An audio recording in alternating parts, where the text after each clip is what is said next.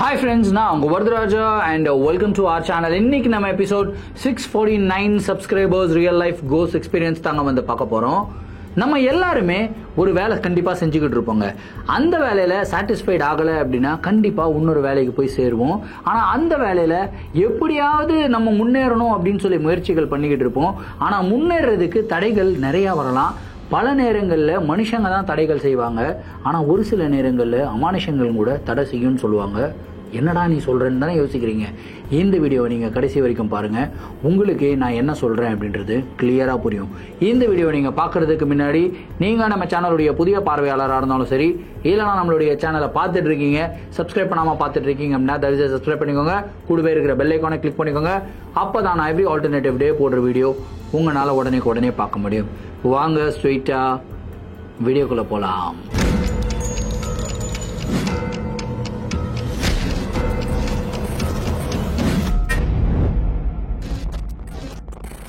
இந்த ஒரு நிகழ்வை நம்மளுக்கு ஆனந்த் அப்படின்ற ஒரு சப்ஸ்கிரைபர் சென்னையில இருந்து ஷேர் பண்ணி விட்டுருக்காருங்க. இந்த ஒரு அமானுஷமான நிகழ்வு அவருக்கு 2023 வருடம் நடந்ததா வந்து சொல்லியிருக்காரு. சரி, கதையோடைய ஸ்டார்ட்ல இருந்தே வர ஆரம்பிப்போமே. ஆனந்த் வந்து பாத்தீங்கன்னா சென்னையை சேர்ந்தவர் தான். இவர் வந்து ஒரு மிகப்பெரிய ஃபேமிலியில தான் வந்து பிறக்கிறாரு. இவருக்கு ஃபேமிலியில இவங்க அண்ணன், அப்புறம் இவங்க அக்கா, அதுக்கப்புறம் இவங்களுக்கு அப்புறம் ஒரு தங்கச்சி, அம்மா, அப்பா, இத்தனை பேர் கொண்ட ஒரு மிகப்பெரிய குடும்பம் தான். சின்ன வயசுல இருந்தே ஆனந்துக்கு ரொம்ப நல்லா படிப்பாராங்க. ஸோ ஸ்கூலில் வந்து டாப்பராக வந்திருக்காரு. அதுக்கப்புறம் காலேஜில் போயிருக்காரு. காலேஜ்லேயுமே வந்து நல்ல டாப்பாக தான் படிச்சுக்கிட்டு இருந்தாப்புல. ஆனால் அந்த செகண்ட் இயர் வரும்போது இவருடைய செயற்கை வந்து சரி கிடையாதுங்க. இவங்களுடைய ஃப்ரெண்ட்ஸ் சர்க்கிள் சொல்லலாம். ஸோ அந்த ஃப்ரெண்ட்ஸ் சர்க்கிளில் வந்து தேவையில்லாத விஷயங்கள் எல்லாம் நிறையா பண்ண ஆரம்பிச்சிருக்காங்க. ஸோ இவருமே அதுக்கு வந்து அடிமைகள் ஆகிட்டு இருக்காருங்க. ஸோ இனிஷியலாக ஸ்மோக் பண்ண ஆரம்பித்தார். அதுக்கப்புறம் ஆல்கஹால் கன்சப்ஷன், அதாவது சரக்கு அடிக்க ஆரம்பித்தார். இந்த மாதிரி விஷயங்களில், தேவையில்லாத விஷயங்களில் ஈடுபட்டதுனால இவருடைய ஸ்டடீஸ் வந்து பயங்கரமாக பாதிக்கப்படுது. ஸோ நிறைய அரியர்ஸ் மேலே அரியர்ஸ் வச்சிருக்காரு. அதுக்கப்புறம் தேர்ட் இயர் கூட இவர் வந்து ப்ராப்பராக கிளியர் பண்ண முடியல. இந்த மாதிரி ஒரு சுச்சுவேஷனில் இது எல்லாமே இவர் வீட்டுக்கு தெரியாம தான் பண்ணிட்டு இருந்தாரு. திடீர்னு ஒரு நாள் வந்து பாத்தீங்கன்னா இவர் ஃபுல் டைட் ஆயிட்டாரு. அதாவது மட்டையா இருக்கும்போது ஃப்ரெண்டுங்கெல்லாம் என்ன பண்ணிருக்காங்க, பயந்துட்டு ஐயோ என்னடா இவ்வளோ இதுவா இருக்கானே, இவனை எப்படிடா சமாளிக்கிறது அப்படின்னு சொல்லிட்டு நேரா இவரை கொண்டு போய் இவருடைய வீட்டு வாசல்ல போட்டு அவங்க எஸ்கேப் ஆயிடுறாங்க. அதுக்கப்புறம் தான் இவங்க வீட்டிலேயே தெரிய வந்தது இந்த மாதிரி ஆனந்த் இந்த மாதிரி விஷயம்லாம் பண்ணிக்கிட்டு இருக்காரு அப்படின்னு சொல்லி. அவங்க அப்பா வந்து ரொம்ப டிசப்பாயிண்டட். ஆனந்த் அவங்க அப்பாவை பார்த்து பயப்படுறத விட அவங்க அண்ணனை பார்த்து ரொம்ப பயப்படுவாராம். ஏன்னா அவங்க அண்ணன் வந்து ரொம்ப ஸ்ட்ரிக்டா வந்து ஆனந்தை வளர்த்தாராம். ஸோ ஆனந்தை இந்த நிலைமையில பார்த்த உடனே அவங்க அண்ணன் அப்படியே உடஞ்சு போயிடுறாரு. ஸோ ஆனந்தை திட்டிருந்தாங்க கூட, அடிச்சிருந்தாங்க கூட இவர் வந்து ஓகே அப்படின்னு சொல்லி மீண்டு வந்திருக்கலாம். ஆனால் அதுக்கப்புறம் ஒரு வார்த்தை கூட ஆனந்த் கிட்ட பேசவே இல்லையா. ஸோ இந்த ஒரு விஷயம் வந்து பார்த்தீங்கன்னா ஆனந்தோடைய மனசை ரொம்ப பாதிக்குது. அந்த வீட்டில் தன்னால் இருக்க முடியாது அப்படின்ற மாதிரி ஒரு சூழ்நிலைங்க. அந்த சூழ்நிலையில் என்ன பண்ணுறாருன்னா அவர் வீட்டை விட்டு வெளியே வந்துடுறாரு. வெளியே வந்துட்டு எவ்வளோ நாள் தான் தனியாக சுத்த முடியும், காசு இல்லாமல், தங்குறதுக்கு இடம் இல்லாமல், இந்த மாதிரி சுச்சுவேஷனில் தான் அவர் இருந்தார். சரி, ஏதாவது ஒரு வேலை பண்ணுவோம் அப்படின்னு சொல்லிட்டு இவர் வந்து நிறைய வேலைகள் வந்து தேடி போயிருக்காரு. இவருடைய காலேஜ் டிகிரியும் அவர் வந்து கம்ப்ளீட் பண்ணல. ஸோ நிறைய வேலைகள் தேடும் போது எந்த வேலையும் அவருக்கு கிடைக்கலங்க. சரி, ஏதாவது ஒரு வேலை கிடைச்சா போதுமேடா அப்படின்னு சொல்லி சர்ச் பண்ணிட்டு இருக்கும்போது தான் ஒரு ஷோரூம்ல வந்து செக்யூரிட்டி வேலை ஆப்ஷன்ல இருக்கு அப்படின்னு சொல்லி இவங்களுடைய டிஸ்டன்ட் ஃப்ரெண்ட்ஸ் மூலியமா இவருக்கு வந்து ஒரு ஜாப் ஆப்பர்ச்சுனிட்டி வருதுங்க. இவர் யோசிக்கிறாரு, எவ்வளோ நல்லா படித்தவன், காலேஜிலும் நல்லா தான் படிச்சுக்கிட்டு இருந்தேன், ஆனால் தன்னுடைய தவறான செயல்கள்னால இப்போ நம்ம எங்கே வந்து நின்று இருக்கோம் பார்த்தியா அப்படின்னு சொல்லி வருந்தி அழுக ஆரம்பிக்கிறாரு. பட் வேற வழி இல்லை, வயிற்று பசியை போக்கணும் அப்படின்னா கண்டிப்பாக வேலை செஞ்சாகணும். இப்போ இவர் இருக்கிற நிலைமையில இவருக்கு வேற யாரும் வேலை கொடுக்க மாட்டேங்க. ஸோ இந்த ஒரு வேலையை நம்மளுக்கு ஒரு வரப்பிரசாதமாக இருக்குது அப்படின்னு சொல்லி அந்த செக்யூரிட்டி வேலைக்கு போய் ஜாயின் பண்ணுறாருங்க.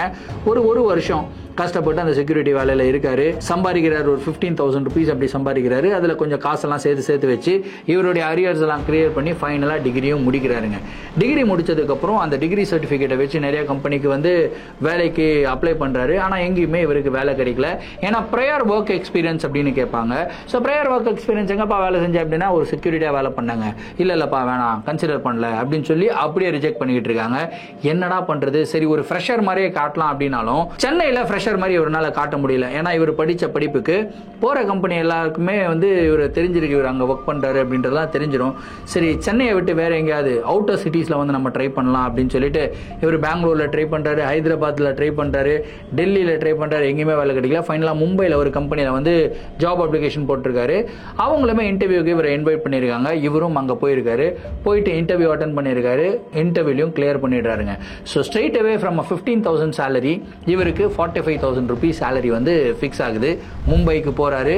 இது எதுவுமே இவருடைய வீட்டில் சொல்லவே இல்லை. ஏன்னா இவர் வந்து ஒரு ஸ்டபர்ன் மைண்டா, நம்ம வந்து ஒரு ப்ராப்பராக ஒரு லெவலுக்கு போயிட்டதுக்கு அப்புறம் தான் வீட்டுக்குள்ளே போகணும், அப்போ தான் திரும்பியும் அண்ணன் நம்மளை வந்து பழைய மாதிரி நம்மக்கிட்ட பேசுவார் அப்படின்ற ஒரு எண்ணத்திலே அவர் வந்து மும்பைக்கு கிளம்பி போயிடுறாரு. ஸோ இவங்க வீட்டிலேருந்து இவரை காண்டாக்ட் பண்ணுறதுக்கு நிறைய வாட்டி முயற்சி பண்ணியிருக்காங்க, கால் பண்ணியிருக்காங்க. இவர் வந்து எல்லா காலையும் டிஸ்கனெக்ட் பண்ணியிருக்காரு. இன்ஃபேக்ட் எந்த லெவலுக்கு போயிருக்காரு அப்படின்னா இவருடைய நம்பரே இவர் வந்து மாற்றிடுறாருங்க. அந்த லெவலுக்கு வந்து போயிருக்காரு. ஏன்னா இவர் வந்து ஃபோக்கஸ் ட்ரிவன் ஆகிட்டாரு ஆனந்த். அதுக்கப்புறம் மும்பையில் போய் செட்டில் ஆகுறாரு. செட்டில் ஆகிட்டு அந்த கம்பெனியில் ஒர்க் பண்ணிட்டு இருக்காரு. அந்த கம்பெனியில் வந்து 2 ஷிஃப்ட் வந்து இருக்குமாங்க. அது வந்து it's closer to an IT company அப்படின்னு சொல்லலாம். ஸோ மார்னிங் ஷிஃப்ட் இருக்கும், நைட் ஷிஃப்ட் இருக்கும். ஸோ இவருக்கு வந்து மார்னிங் ஷிஃப்ட்டில் தான் அசைன் பண்ணியிருக்காங்க. கிட்டத்தட்ட ஒரு 6 மாதம் மார்னிங் ஷிஃப்ட்டில் ஒர்க் பண்ணுறாரு, அயராத ஒர்க் பண்ணுறாரு, ஃபுல் எஃபர்ட்டை வந்து கொடுக்குறாரு. ஸோ இவருடைய ப்ராஜெக்டில் வந்து நிறையா ப்ராஃபிட்ஸ் பார்த்ததுனால இந்த ப்ராஜெக்டில் இருக்கிறவங்களுக்கு எல்லாருக்குமே 6 மாதத்திலே இன்க்ரிமெண்ட் வந்து போட்டிருக்காங்க. இன்க்ரிமெண்ட்டும் நல்ல லம்சமான அமௌண்ட்டுங்க. 45,000 சேலரியிலேருந்து இப்போ இவர் 65,000 சேலரிக்கு வந்து போயிட்டாரு. இவருக்கு வந்து ஒரு டீம் லீட் அப்படின்ற ஒரு போஸ்டிங்குமே கொடுக்குறாங்க. யோசிச்சு பாருங்க, 6 மாசத்துல இவருடைய கிராஃப் எங்கிருந்து எங்கே போயிருக்கு அப்படின்னு சொல்லி. ஸோ டீம் லீட் ஆன உடனே பயங்கர ஹாப்பி இவர். சரி, நம்மளுடைய வீட்டில் போயிட்டு நம்ம சொல்லிடலாம், நம்ம இந்த மாதிரி வேலை பண்ணுறோம் அப்படின்னு டிசைட் பண்ணிட்டு இருக்கும்போது தான் இவருடைய மேனேஜர் வந்து இவர்கிட்ட பேசுறாரு. 6 மாசத்துல நீ ட்ரிமெண்டஸ் growth கொடுத்துருக்கப்பா, இந்த ப்ராஜெக்டை வந்து ரொம்ப சக்சஸ்ஃபுல்லா ரன் பண்ணிட்ட, கிளைண்ட்டும் ரொம்ப ஹாப்பி, நாங்களும் ரொம்ப ஹாப்பி. இதே மாதிரி நைட் ஷிஃப்ட்ல ஒரு ப்ராஜெக்ட் இருக்கு, அந்த ப்ராஜெக்ட் வந்து பயங்கர லாஸ்ல போயிட்டு இருக்கு. ஏன்னா அங்க ஒர்க் பண்ற ஒர்க்கர்ஸ் எல்லாருமே வந்து ப்ராப்பரா ஒர்க் பண்ண மாட்டாங்க, அவங்கள வழி நடத்துறதுக்கு ஒரு ப்ராப்பரான லீடர் இல்லை அப்படின்னு சொல்லி நாங்க ஃபீல் பண்றோம். நீ ஓகே அப்படின்னா அந்த நைட் ஷிஃப்டோட ப்ராஜெக்டை நீ எடுத்துக்கோ. இன்ஃபேக்ட் அந்த நைட் ஷிஃப்டோட ப்ராஜெக்டை நீ சக்சஸ்ஃபுல்லா முடிச்சு அதை வந்து ரொம்ப சக்சஸ்ஃபுல்லா எங்களுக்கு ப்ராஃபிட் கொடுத்தது அப்படின்னா டீம் லீடை விட்டுட்டு மேனேஜராகவே ஆகிறோம் அப்படின்றாருங்க. இதை கேட்ட உடனே இவருக்கு, சார் மேனேஜர் ஆகிட்டோம் அப்படின்னா எவ்வளோ சார் சேலரி வரும் அப்படின்னா, அதெல்லாம் நீ கவலையப்படாதப்பா, நீ இப்போ 60 வாங்கிட்டு இருக்கேன்னா அப்படியே டபுளா 1,20,000 உனக்கு வரும் அப்படின்றாங்க. இவருக்கு செம்ம ஹாப்பி. சார் கண்டிப்பா சார், அந்த ப்ராஜெக்ட் இது வந்து ஒரு சேலஞ்சா எடுத்து நான் பண்றேன் அப்படின்னு சொல்லி நைட் ஷிஃப்ட்டுக்கு வந்து மாறுறாருங்க. ஃபர்ஸ்ட் நாள் நைட் ஷிஃப்ட் இவர் போறாரு. போகும்போது அங்க இருக்கிற டீம் எல்லாமே கூப்பிட்டு பிரீஃபிங்லாம் வைக்கிறாரு. யாருமே இன்ட்ரெஸ்டடா ஒர்க் பண்ற மாதிரியே தெரியல. ஸோ அவங்கள இன்ட்ரெஸ்டடா ஒர்க் பண்ண வைக்கணும் அப்படின்னா அவங்களுக்குள்ள சின்ன சின்ன காம்படிஷன்ஸ் எல்லாம் ரன் பண்ணணும் அப்படின்ற ஒரு சூப்பரான ஐடியா இவருக்கு வருது. சின்ன சின்ன காம்படிஷன் ரன் பண்றாரு. அவங்களுமே கொஞ்சம் இன்ட்ரெஸ்டடா ஒர்க் பண்ண ஆரம்பிக்கிறாங்க. கொஞ்சம் கொஞ்சமா இவர் நைட் ஷிஃப்ட்டை வந்து என்ஜாய் பண்ண ஆரம்பிக்கிறாருங்க. ஸோ இப்படி எல்லாமே கரெக்டா போய்கிட்டு இருக்குடா. அந்த ப்ராஜெக்டும் ரொம்ப சக்சஸ்ஃபுல்லா ஒரு 3 மாசம் கம்ப்ளீட் பண்ணிட்டாரு. செம்ம டாப்ல போயிட்டு இருக்குன்னு போது இவருக்கு ஒரு மிகப்பெரிய பிரச்சனையே என்னன்னா, நைட் ஷிஃப்ட் முடிச்சுட்டு திரும்பி இவருடைய ரூமுக்கு போகணும் இல்லையா. அந்த ரூமுக்கு போகும்போது இந்த ஆட்டோ கிடைக்காது, கேப் கிடைக்காது, எதுவும் கிடைக்காது. கிட்டத்தட்ட ஒரு 10-11 கிலோமீட்டர் இவர் நடந்து தான் போகணுமாங்க. இவர்கிட்ட வண்டி கிடையாதுங்க. ஸோ இவர் வந்து லிஃப்ட் கேட்கலாம், இவங்களுடைய கோ ஒர்க்கர்ஸ் கிட்ட லிஃப்ட் கேட்கலாம் அப்படின்னாலும் இவருக்கு ஒரு மனசுக்குள்ள ஒரு ஃபீல், என்னடா நம்ம வந்து இந்த டீம் லீடர் அப்படின்ற ஒரு பொசிஷன்ல இருக்கோம், அவங்க கிட்ட லிஃப்ட் கேட்டால் அவங்க நம்மளை பத்தி ஏதாவது தப்பா நினைச்சிருவாங்களோ அப்படின்ற ஒரு பயம். ஸோ அதனாலேயே இவர் வந்து யாருக்கிட்டையும் எதுவும் கேட்கல. இவர் டெய்லியும் நடந்து போயிட்டு வந்துட்டு இருக்காருங்க. ஸோ இவர் நடந்து போயிட்டு வந்துகிட்டு இருக்கிற பகுதியில் வந்து ஒரு சுடுகாடு வந்து இருக்கான். அந்த சுடுகாடை கிராஸ் பண்ணி தான் இவர் வந்து நடந்து போவார். ஸோ ரெகுலராக வந்து நைட்டில் போய் ட்ராவல் பண்ணிட்டு இருக்காரு. ஸோ பழக்கப்பட்ட ஒரு விஷயம் தான். இனிஷியலாக பயமாக இருந்தது. ஆனால் அந்த சுடுகாடை தாண்டும் போது மட்டும் இவருக்கு யாரோ இவரை ஃபாலோ பண்ணிக்கிட்டே இருக்கிற மாதிரி ஒரு ஃபீல் வந்துகிட்டே இருக்கும். ஸோ இவர் என்ன யோசிக்கிறார் அப்படின்னா, நானே வந்து ரொம்ப இமேஜின் பண்ணிக்கிறேன், இந்த மாதிரிலாம் எந்த ஒரு அமானுஷமெல்லாம் கிடையாது. ஸோ சுடுகாடை கிராஸ் பண்ணுறதுனால என்னுடைய சப்கான்ஷியஸ் மைண்டில் ஏதோ இருக்குமோ அப்படின்ற ஒரு பயம் எனக்கு வந்து உண்டாகுது அப்படின்னு சொல்லி நினச்சிட்டு இவர் வந்து அதையும் இதுவும் கடந்து போகும் அப்படின்னு சொல்லி தான் போய்கிட்டு இருக்காருங்க. ஆனால் ஒன் ஃபைனல் டே மும்பையில் வந்து மழை பெய்யுதுங்க. மழையில் டிரான்ஸ்போர்ட் கிடைக்கிறது ரொம்ப கஷ்டம். சுத்தமாக டிரான்ஸ்போர்ட்டே கிடையாது. ஸோ ஆஃபீஸில் இருந்தவங்களாம் அப்படியே இருந்துட்டாங்க. இவர் பொடிநடையாக நடந்து தானே போகணும். கொடையை வச்சு இவர் நடந்து போய்கிட்டு இருக்காருங்க. ரோடெல்லாம் தண்ணி. இவர் அந்த தண்ணியை தாண்டி நடந்து போய்கிட்டு இருக்காரு. நடந்து போகும்போது அந்த ரோட்டில் வேறு யாருமே கிடையாது, இவர் மட்டும் தான் நடந்து போகிறாருங்க. தண்ணியில் நடக்கும்போது கண்டிப்பாக நம்மளுடைய ஃபுட் ஸ்டெப் சவுண்டு வந்து கேட்கும் இல்லையா, தண்ணி ஸ்பிளாஷ் பண்ணுற மாதிரி பளிச்சு பளிச்சுன்னு சவுண்டு கேட்கும். ஸோ இவருடைய கால் தடம் மட்டும் தானே கேட்கணும். இவர் இது வரைக்கும் இமேஜினேஷன் பண்ணிக்கிறாரு, இது மாதிரிலாம் சொல்லிடலாம். ஆனால் நடந்து போய்கிட்டு இருக்கும்போது கரெக்டாக டைம் பார்க்குறாரு, நைட்டு 1:30 மணி ஆகுதுங்க. அந்த 1:30 மணிக்கு காலியாக இருக்கிற ரோட்டில் இவருடைய ஃபுட் ஸ்டெப்பை தவிர்த்து இன்னொரு ஃபுட் ஸ்டெப்பும் இவருக்கு வந்து கேட்குது. ஆனால் அந்த ஃபுட் ஸ்டெப் வந்து இவருக்கு ரொம்ப க்ளோஸாக பின்னாடி தண்ணியில் நடந்து வர மாதிரி இவருக்கு வந்து கேட்குதுங்க. இந்த சவுண்டை கேட்ட உடனே மனுஷன் பதறாப்புல, கொய்யால நம்ம கூட உண்மையிலேயே யாரும் நடந்து வராங்கடா அப்படின்னு சொல்லி ஒரு பயம் இவருடைய மனசுக்குள்ள. மெதுவாக என்ன பண்ணுறாரு, நிற்கிறாரு.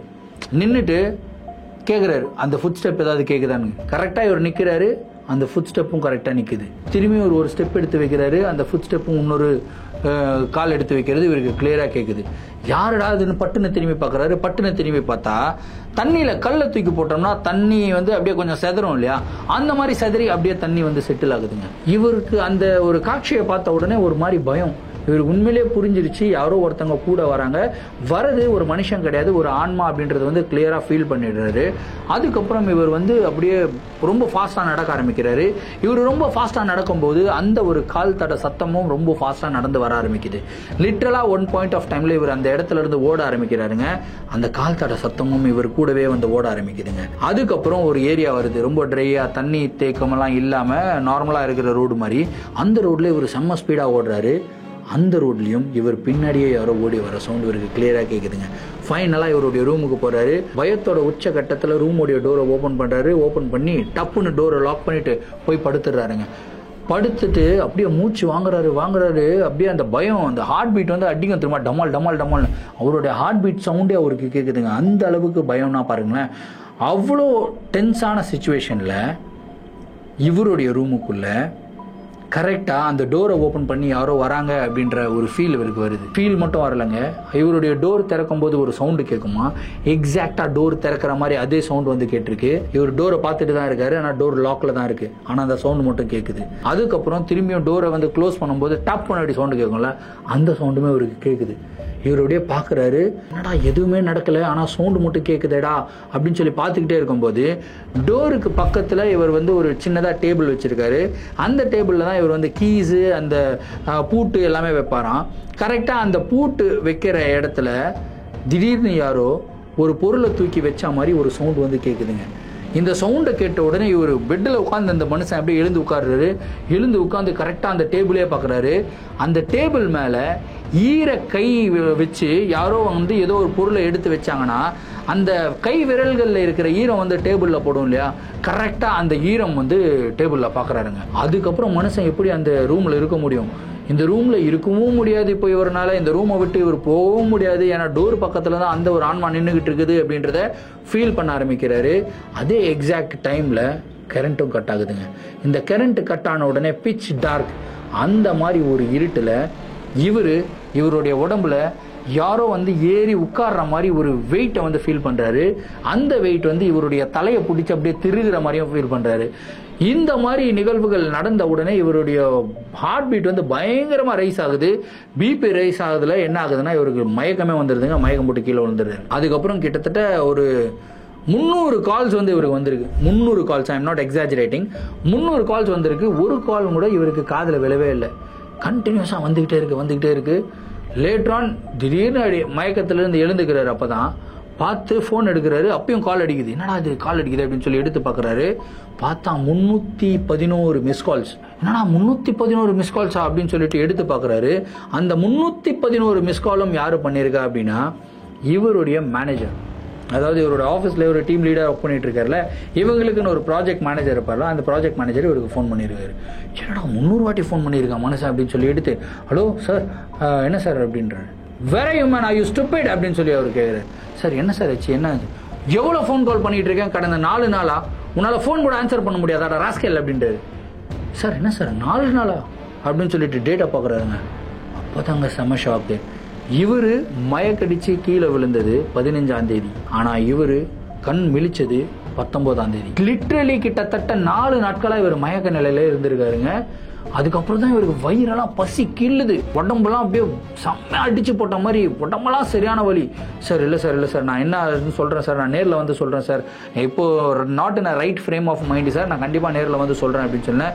யூ ஸ்டூபிட், நீ உடனடியாக இன்னைக்கு ஆஃபீஸ் வரல, அவ்வளோதான், நான் உன்னை டிஸ்மிஸ் பண்றேன் அப்படி இப்படின்னு ஒரு பயங்கரமா கத்துறாரு. Okay sir, okay, sorry sir, நான் கண்டிப்பா வந்துடுறேன் அப்படின்னு சொல்லிட்டு போனை கட் பண்ணிட்டு இவர் என்ன பண்றாருன்னா அதை போய் குளிக்கிறதுக்கு போயிருக்காரு. சட்டையை கழட்டி பாக்குறாரு, உடம்பு ஃபுல்லா வந்து சாட்டையால அடிச்சா வரி வரியா வந்து மார்க் ஆகும் இல்லையா, அந்த மாதிரி ஃபுல்லா வரி வரியா மார்க் ஆயிருக்கு. அந்த ஒரு சில இடங்கள்ல ரத்தமும் வந்து கசிய ஆரம்பிச்சிருக்குங்க. இந்த மாதிரி ஒரு நிலையில இவருடைய உடம்ப பார்த்த உடனே இவருக்கு என்ன பண்றதுன்னே தெரியல. ஐயோ என்ன பண்றது, யார்கிட்ட சொல்றது, ஹெல்ப் யார்கிட்ட கேட்கறதுன்னு தெரியல. பயத்தோட உச்சகட்டத்துக்கு போய் இவருடைய அக்காக்கு அப்பதான் போன் பண்றாரு. கிட்டத்தட்ட 1.5 வருஷத்துல இவங்க அக்காக்கு பண்ற முதல் போன் அந்த போன் தான். இவருடைய வாய்ஸை கேட்ட உடனே அக்கா அழுகுறாங்க. டேய் எங்கடா இருக்க, உன்னை எங்கெல்லாம் தேடுறா, எங்கடா சென்னையில எங்கெங்கயோ தேட்டோம், ஃப்ரெண்ட் கிட்ட இப்படின்னு அவங்க பேசுறாங்க. அக்காக்கா நீ பேசுறதெல்லாம் பேசிட்டே ஃபர்ஸ்ட் நான் சொல்றத கேளுக்கா அப்படின்னு இவர் கத்துறாரு. சொல்ற அப்படின்னா அதுக்கப்புறம் அவர் சொல்றாரு, இந்த மாதிரி நான் மும்பையில் இருக்கேன், இந்த மாதிரி ஒரு பிரச்சனையில மாட்டிக்கிட்டேன், 4 நாளைக்கு முன்னாடி எனக்கு இப்படி ஆயிடுச்சு, இப்போ என்ன பண்றதுன்னே தெரியல அப்படின்னா அவங்க அக்கா வர பயங்கரமா பயப்படுறாங்க. டேய் வேலையும் வேணாம் ஒண்ணு வேணாம், நீ முதல்ல கிளம்பி சென்னைக்கு வாடா அப்படின்றாங்க. அம்மா கிட்ட பேசு, அப்பா கிட்ட பேசு. அம்மா கிட்டயும் அம்மாவும் பயப்படுறாங்க, அப்பாவும் பயப்படுறாங்க. அண்ணன் கிட்ட மட்டும் வேணாங்க்கா, நான் நேரில் வந்து பேசுறேன் அப்படின்றாரு. ஏன்னா அண்ணன் கிட்ட பார்த்து பேசுறதுக்கு இவருக்கு ரொம்ப கில்ட்டியா ஃபீல் ஆகுது. ஏன்னா அவ்வளோ அளவுக்கு ரெஸ்பெக்டடா வச்சிருந்தாரு. ஸோ இவர் வந்து தப்பான விஷயங்கள் பண்ணிட்டதுனால அவங்க அண்ணனுடைய முகத்துல எப்படி முழிக்கிறது அப்படின்ற ஒரு கஷ்டம் இவருடைய மனசுக்குள்ள இருக்குங்க. அதுக்கப்புறம் இவர் என்னன்னா சரி நான் ஆஃபீஸ் போயிட்டு வந்துடுறேன் அப்படின்னு சொல்லிட்டு ஆஃபீஸ்க்கு என்டர் ஆகுறாங்க. ஆஃபீஸ் போயிட்டு அந்த ப்ராஜெக்டை வந்து சக்ஸஸ்ஃபுல்லாக ரன் பண்ணிட்டாரு. ஆனால் அந்த ப்ராஜெக்ட்டுக்கு அப்புறம் வந்து பார்த்தீங்கன்னா இவருக்கு வேற ஒரு ப்ராஜெக்ட் கொடுக்கறதுக்கு கம்பெனி ரெடியாக இல்லை. ஏன்னா கம்பெனியை பொறுத்த வரைக்கும் யூஆர் அப்ஸ்காண்டட் அப்படின்ற மாதிரி தான் வந்து இவரை ஃப்ரேம் பண்ணியிருக்காங்க. 4 நாளா நீ எங்கே இருந்தேன்னு தெரியல, வந்து ஏதோ பேய் வந்ததுன்ற கதை சொல்ற, உன்னை துரத்தி வந்ததுன்ற கதை சொல்ற, அதுக்கப்புறம் வந்து மயக்கம் போட்டு விழுந்துட்டேன்ற, உடம்பு ஃபுல்லா மார்க்குன்ற, நீ எங்க போய் போலீஸ் கிட்ட அடி வாங்கிட்டு வந்தேன்னு யாருக்குடா தெரியும், அதனால உன்னை வந்து நாங்க வேலையில இருந்து எடுக்கிறதா நாங்க பிளான் பண்ணிக்கிட்டு இருக்கோம் அப்படின்னு சொல்லி ஆபீஸர் சொல்றாங்க.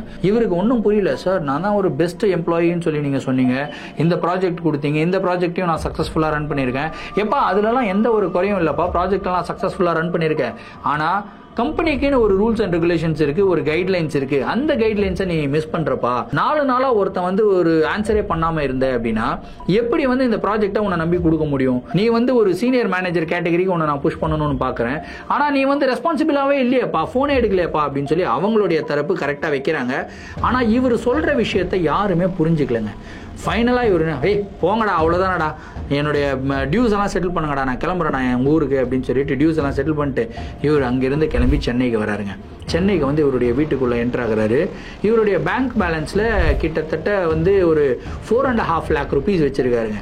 ஸோ சென்னையில வந்து இவங்களுடைய அண்ணன் முகத்துல இப்பதான் முழிக்கிறாரு. கிட்டத்தட்ட 1.5 வருஷம் கழிச்சு அழுகிறாரு. ரொம்ப சாரி, நான் இந்த மாதிரி படிப்பெல்லாம் முடிச்சிட்டேன், படிப்பு முடிச்சுட்டு இப்போ மும்பைல வேலைக்கு இருந்தேன், இது வந்து என்னுடைய பேங்க் ஸ்டேட்மெண்ட் அப்படின்ற எல்லாத்தையும் காட்டுறாரு அவங்க அண்ணன் கிட்ட. அவங்க அண்ணன் ஒன்னே ஒரு விஷயம் சொல்றாரு, நீ எவ்வளவு சம்பாதிக்கிற, எவ்வளவு காசு சேர்த்து வச்சிருக்க, இந்த காசை வச்சு எனக்கு என்ன பண்ணுவ, இதெல்லாம் எனக்கு தேவையில்லாத விஷயம்ப்பா, எனக்கு தேவையான விஷயம் ஒன்னே ஒண்ணுதான், நீ நல்ல ஒழுக்கத்தோட நல்ல பையனா நல்லா இருக்கணும் அப்படின்ற மட்டும் தான் என்னுடைய ஆசை, அப்பா அம்மாவுடைய ஆசையும் அதுதான். அந்த மாதிரி உன்னால இருக்க முடிஞ்சா இந்த வீட்டில இரு, இல்ல நீ பழைய மாதிரி தான் ஏதாவது பண்ணணும் அப்படின்னா தாராளமா நீ எங்க வேணா போ, 1.5 வருஷம் இல்ல 15 வருஷம் கழிச்சு வந்தாலும் எனக்கு பிரச்சனை இல்லை அப்படின்னு வந்து சொல்றாருங்க. ஸோ இவருக்கு கிளியரா தெரிஞ்சிருச்சு, நான் தப்பு பண்ணா கண்டிப்பா இந்த வீட்டில் இடம் கிடையாது அப்படின்றத தெரிஞ்சுக்கிட்டு சாரி நான் இங்கேயே இருக்கேன் அப்படின்னு சொல்லி இருக்க ஆரம்பிக்கிறாரு. ஆனா அதுக்கப்புறம் மும்பையோட இது முடிஞ்சிருச்சுன்னு நினைச்சாரு, மும்பைக்கு அப்புறமும் இது வந்து இவருக்கு கண்டினியூ ஆகுதுங்க. ஸோ இவருடைய ரூம்ல இவர் வந்து சரி இவ்வளோ வருஷம் 1 year ஃபுல்லாக ஒர்க் பண்ணிட்டோமே, இப்போ கொஞ்சம் ரெஸ்ட் எடுக்கலாம், ஒரு 2-3 மாசம் கழிச்சு நம்ம வந்து வேலைக்கு ட்ரை பண்ணலாம், எப்படியும் பேங்க்ல காசு இருக்கு, அது வந்து ஃபேமிலிக்கு கொடுத்து சப்போர்ட் பண்ணலாம் அப்படின்னு சொல்லி காசை கொடுத்துட்டு இவர் வீட்டில் உட்காந்து நல்லா தூங்கிக்கிட்டு இருக்காருங்க. தூங்கிக்கிட்டு இருக்கும்போது டிவி ஓடிக்கிட்டு இருக்கு, அம்மா வந்து சமையல் பண்ணிக்கிட்டு இருக்காங்க, அக்காவும் தங்கச்சியும் அவங்களுடைய ரூம்ல இருக்காங்க. இவர் ஹாலில் தான் அந்த ஒரு ஈஸி சேர் மாதிரி இருக்கும், அதில் உட்காந்து அப்படியே டிவி பார்த்துட்டே தூங்கிடுறாரு. திடீர்னு டிவி ஆஃப் ஆகுதுங்க. டிவி ஆஃப் ஆகுறது எப்படின்னா நார்மலாலாம் ஆஃப் ஆகலைங்க, யாரோ டிவியோடைய ரிமோட்டை தூக்கி டமால்னு டிவி மேலே அடிச்சா டிவி உடையும் இல்லையா, அந்த மாதிரி ஒரு சவுண்டுங்க. ஆஃப் ஆன உடனே இவர் வந்து அந்த தூக்கத்துலேருந்து அப்படி முழிக்கிறாருங்க. முழிச்ச உடனே அவங்க அம்மா அவங்க துப்புன்னு ஓடி வராங்க, என்னடா ஆச்சு அப்படின்றாங்க. இவர் பாக்குறாரு, உண்மையிலேயே டிவியோடைய ரிமோட்டை தூக்கி யாரோ டிவியில அடிச்சிருக்காங்க, டிவியோடைய ஸ்கிரீன் வந்து ஷேட்டர் ஆயிருக்கு. அவங்க அம்மா வந்து பாக்குறாங்க, இவர் தூங்கிட்டு இருந்தாரு அப்படின்றத அவங்க ரியலைஸ் பண்ணியிருந்தாங்க. ஆனா தூங்கிட்டு இருக்கும்போது எப்படி ஒரு ரிமோட்டை தூக்கி அடிக்க முடியும், ரிமோட்டும் இவர் பக்கத்துல இல்லை, இது வந்து அவங்க கண் கூட பார்த்துருக்காங்க. பார்த்த உடனே ஐயோ இது என்ன இந்த மாதிரிலாம் நடக்குது அப்படின்னு சொல்லி அவங்க அப்பா கிட்ட சொல்லியிருக்காங்க. சரி இன்னும் ஒரு 2-3 நாள் பார்ப்போம் என்னென்ன நடக்குதுன்ட்டு, அதுக்கப்புறம் நம்ம என்ன பண்ண முடியுமோ பண்ணலாம். இது வந்து ஏதாவது தற்செயலாக அவன் தூங்கும்போது கூட அப்படி சும்மா கையை விசிறும்போது ரிமோட் போய் பட்டிருக்கலாம் இல்லையா அப்படின்னு சொல்லி அவருடைய தரப்பு சொல்கிறாரு. ஆனால் அவங்க அம்மா கிளியராக சொல்கிறாங்க, ரிமோட் இவன் பக்கத்தில் இல்லைங்க, கொஞ்சம் தூரம் டெஸ்கில் தான் வச்சுருந்தான். ஸோ அப்படி இருக்கும்போது இவனுடைய கை அவ்வளோ தூரம் போயிட்டு அந்த ரிமோட்டை தூக்கி அடிக்கிறதுக்கெல்லாம் அவன் இதில் சுயநிலைவெல்லாம் நல்லா தூங்கிக்கிட்டு இருந்தான் அப்படின்றாங்க. இல்லைம்மா சரி பார்க்கலாம் அப்படின்னு. அதுக்கப்புறம் எல்லாருமே ஒன்றா உட்காந்து சாப்பிட்டுட்டு இருக்காங்க. நைட்டு டின்னர் சாப்பிட்டுக்கிட்டு இருக்கும்போது அவங்க அக்கா தங்கச்சி எப்பவுமே ஃபன் பண்ணிகிட்டே இருப்பாங்களாம் இவர்கிட்ட. இவரும் சிரிச்சுக்கிட்டே சாப்பிட்டுக்கிட்டே இருக்காரு. திடீர்னு ஒரு லெக் பீஸ் வந்து சிக்கன் 2 லெக் பீஸ் வச்சிருக்காருங்க. அந்த 2 லெக் பீஸில் ஒரு லெக் பீஸ் வந்து சாப்பிட்றாரு. சாப்பிட்டு எலும்பு கீழே வைக்கிறாரு. இன்னொரு லெக் பீஸை எடுத்து சாப்பிட போகலான்னும் போது ஆட்டோமேட்டிக்காக அந்த லெக் பீஸ் வந்து யாரோ சாப்பிட்டு வச்சிருக்கிற மாதிரி காலியாக இருக்குங்க. இவர் பார்க்குற பக்கத்தில் இவங்க அண்ணனும் ஒரு 2 அடி தள்ளி உட்காந்துருக்காரு, தம்பியும் 2 அடி தள்ளி உட்காந்துருக்காங்க. எப்படி இது ஆயிடுச்சு, யாரோ சாப்பிட்டீங்களா அப்படின்னு பார்க்கும்போது எல்லாரும் ஒரு சர்க்கிளில் தானே உட்காந்துருக்காங்க. இவர் பக்கத்தில் இவர் மட்டும் தான் இருக்காரு, வேற யாருமே கிடையாது. இவர் மட்டும் தான் தனியாக இருக்காரு. எல்லாருமே கொஞ்சம் டிஸ்டன்ஸாக இருக்காங்க. அங்கிருந்து வந்து லெக் பீஸ் எடுத்து சாப்பிட்ற அளவுக்கு யாரும் பண்ண முடியாது. அப்படி பண்ணாலும் இவருக்கு தெரிஞ்சிடும். இது வந்து அந்த ஃபேமிலியில் இருக்கிற எல்லாருமே நோட்டீஸ் பண்ணியிருக்காங்க. அதுக்கப்புறம் பயத்தோட உச்சக்கட்டத்தில் அப்படியே சாப்பிட்டுக்கிட்டே இருக்கும்போது பட்டுன்னு literally I'm not exaggerating guys, இது வந்து எக்ஸாக்டா அவங்க வீட்டில் நடந்துதான். இவர் சாப்பிட்டுக்கிட்டு இருக்கிற தட்டு வந்து பாத்தீங்கன்னா அப்படியே எகிரி செவுத்து மேல டமால் அடிச்சுதாங்க. இந்த தட்டு பறக்கிறத பார்த்த அவங்க அப்பா அண்ணன் எல்லாருமே கத்திடுறாங்க, எல்லாருமே பயந்துடுறாங்க. பயந்துட்டு இவருக்கு ஏதாவது ஆயிடுச்சா அப்படின்னு சொல்லி பார்க்கும்போது இவர் சுயநினைவே இல்லாத மாதிரி கண்ணுகினெல்லாம் அப்படியே தொங்க போட்டு தலையெல்லாம் தொங்க போட்டு இப்படியே உட்காந்துட்டு இருக்காரு மனுஷன். இப்படியே ஒரு மனுஷன் உட்காந்துக்கிட்டு இருந்தா குடும்பத்தில் இருக்கிற எல்லாருக்கும் பயம் வரும்ல. அவங்க அக்கா தங்கச்சி எல்லாருமே வந்து ஃப்ரீக்ட் அவுட், அப்படியே கத்துறாங்க, மாமா கத்தாதீங்கம்மா அப்படின்னு சொல்லி. அவங்க அண்ணன் தான் பொறுமையா பக்கத்துல போயிட்டு டே ஆனந்து அப்படின்றாரு. இப்படி தலையில இப்படி கையை வச்ச உடனே ஆனந்த் அப்படியே பொத்துன்னு கீழே விழுகிறாரு. இந்த கீழே விழுந்த உடனே ஹோல் ஃபேமிலி பதறி போயிட்டு அதுக்கப்புறம் இவர் தூக்கி போய் பெட்ல படுக்க வச்சுட்டு உடனடியாக அவங்களுக்கு தெரிஞ்சவங்களுக்கு எல்லாம் ஃபோன் பண்ணி இந்த மாதிரிலாம் நடக்குது அப்படின்னதுக்கப்புறம் அவங்க சொந்தக்காரங்க மூலியமா ஒருத்தர் பேய் ஓட்டுறவர்லாம் இருக்காரு, அவர் வந்து கூட்டிட்டு வராங்க. அவர் வந்து பேய் ஓட்டுறது மட்டும் கிடையாது, அவர் வந்து ஒரு சாமி அப்படின்றாங்க. ஸோ அவர் வந்து வீட்டில் வந்து ஒரு பூஜை பண்ணணும். அதுக்கப்புறம் என்ன நடந்திருக்கும் அப்படின்னு சொல்லி சொல்றாருங்க. இவர் டெய்லியும் அந்த சுடுகாட்டு பக்கம் நடந்து போயிட்டு வருது, இது எல்லா மேட்டரும் இவர் வந்து அவர்கிட்ட சொல்லியிருக்காரு. அவர் கிளியரா சொல்லியிருக்காரு, இந்த மாதிரி அந்த சுடுகாட்டு பக்கம் போகும்போது ஒரு யக்ஷினி இல்ல மோகினி அப்படின்னு சொல்லுவாங்க. ஸோ அந்த மாதிரி ஒரு யக்ஷினி உங்களை வந்து பின்தொடர்ந்துருக்கு, உன் மேலே ஆசைப்பட்டிருக்கு, உன்னை அடையணும்னு நினச்சிருக்கு. ஆனால் நீ மென்டலி ரொம்ப ஸ்ட்ராங்காக இருந்த ஒரு காரணத்தினால உன்னை அடைய முடியல. ஸோ அதனால உன்னை மென்டலி வீக் பண்ணணும் அப்படின்னு சொல்லி இதை முயற்சி பண்ணிக்கிட்டு இருக்கு. ஸோ த மொமெண்ட் நீ மென்டலி வீக் ஆகிட்ட அப்படின்னா கண்டிப்பாக உன்னால் எந்த ஒரு வேலையும் ப்ராப்பராக பண்ண முடியாது. அந்த டைமில் அது வந்து உன்னை அடைஞ்சிட்டு அதுக்கப்புறம் உன்னை காலி பண்ணிடும் அப்படின்னு வந்து சொல்லியிருக்காருங்க. இதை கேட்ட உடனே ஹோல் ஃபேமிலி வந்து பயப்படுறாங்க. என்ன சாமி இப்படிலாம் சொல்கிறீங்கன்னா ஒன்றும் பிரச்சனை இல்லை, அது வந்து ப்ராப்பராக ட்ரீட் பண்ணலாம் அப்படின்னு சொல்லிட்டு அதுக்கப்புறம் இவருக்கு வந்து ஒரு சில ரிச்சுவல்ஸ் எல்லாம் பண்ணியிருக்காங்க. கிட்டத்தட்ட ஒரு 2 மாசங்க ஃபுல்லா ரிச்சுவல்ஸ் மேல ரிச்சுவல்ஸ், ஃபுல்லா அந்த ஆன்மீகத்துல வந்து ஈடுபடுறாரு. எல்லா பிரச்சனைகளும் அந்த 2 மாசத்துல வந்து முடிஞ்சிருது. திரும்பியும் ஒரு பேக் டு ஃபார்மா வந்து வர ஆரம்பிக்கிறாரு. அதுக்கப்புறம் சென்னையிலே ஒரு கம்பெனிக்கு இன்டர்வியூக்கு போயிருக்காரு. ஒரு குட் எக்ஸ்பீரியன்ஸ் மும்பைல இருந்ததுனால இவரை வந்து சென்னையிலே ஒரு ஹையர் மேனேஜர் கேட்டகரியில வந்து ஹையர் பண்றாங்க. இப்பதான் இவருக்கு ரீசெண்டா ஒரு 2 மாசத்துக்கு முன்னாடி மேரேஜ் ஆயிடுச்சு அப்படின்னு சொல்லியிருக்காரு. ஸோ இந்த ஒரு நிகழ்வு இவருடைய வாழ்க்கையே புரட்டு போட்ட ஒரு நிகழ்வு அப்படின்னு சொல்லியிருக்காருங்க. ஸோ இந்த ஒரு நிகழ்வை பத்தின உங்களுடைய கருத்துக்கள் என்ன அப்படின்றத கமெண்ட் பாக்ஸ்ல சொல்லுங்க. இதே மாதிரி உங்களுடைய வாழ்க்கையில் ஏதாவது அமானுஷமான நிகழ்வுகள் நடந்திருந்து அந்த நிகழ்வுகளை எங்களை ஷேர் பண்ணணும்னு நினைச்சீங்கன்னா என்னோட இன்ஸ்டாகிராம்ல ஃபாலோ பண்ணிட்டு இன்ஸ்டாகிராம்ல டிஎம் பண்ணுங்க, இல்ல நான் மெயில் ஐடிக்கு மெயிலா சென்ட் பண்ணி விடுங்க. கண்டிப்பா உங்களுடைய நிகழ்வுகளும் நம்மளுடைய சேனல்ல வீடியோஸா போடப்படும். மீண்டும் அடுத்த வீடியோவில் சந்திக்கும் வரை நான் உங்கள் Varadaraja signing off. Thank you and bye.